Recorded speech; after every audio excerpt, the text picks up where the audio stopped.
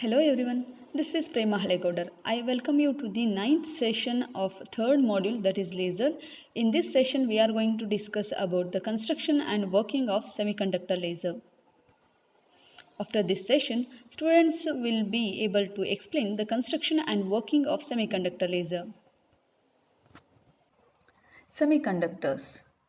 Semiconductor is a material whose conductivity lies between those of conductors and insulators. These are of two types: intrinsic semiconductor, which is pure semiconductor, and extrinsic semiconductor, which is doped semiconductor. Extrinsic semiconductor are further classified into two types depending upon the type of the majority charge carriers.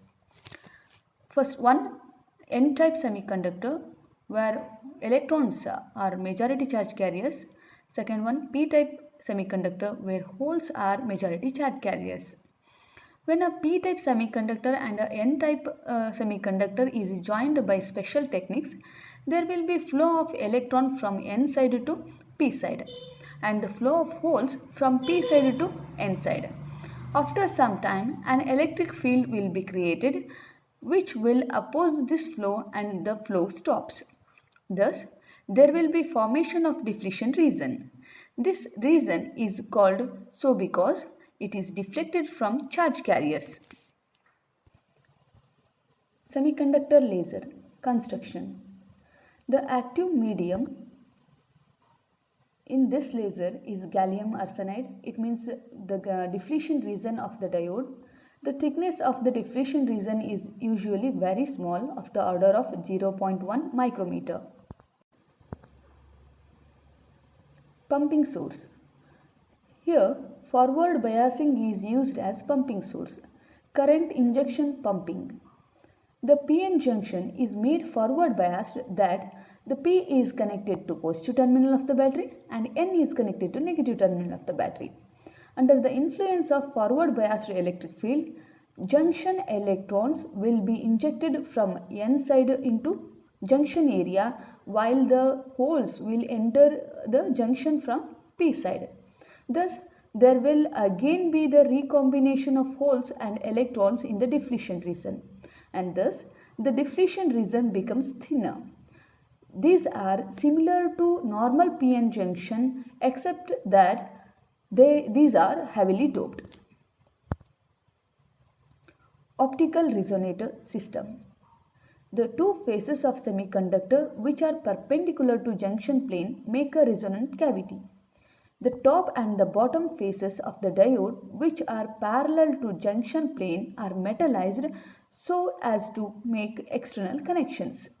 The front and back faces are roughened to suppress the oscillation in unwanted direction. Working of semiconductor laser. Achievement of population inversion.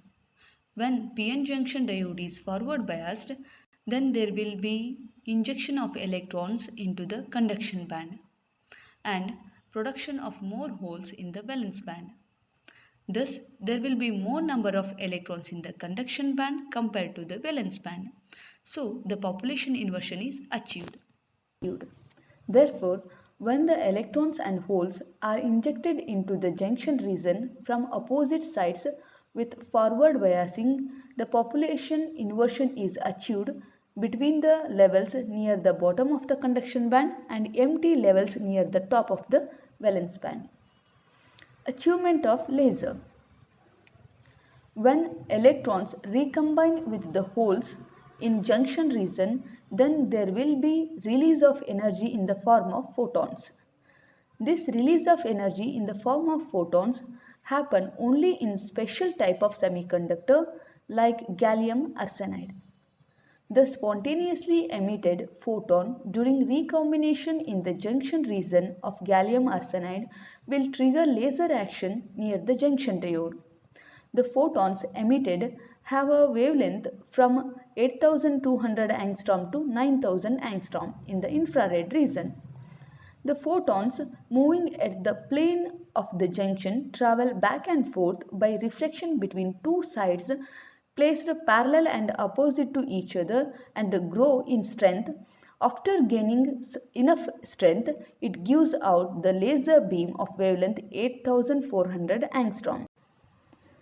The wavelength of the laser light is given by lambda is equal to hc divided by Eg, where Eg is the band gap energy in joule. Thank you for watching.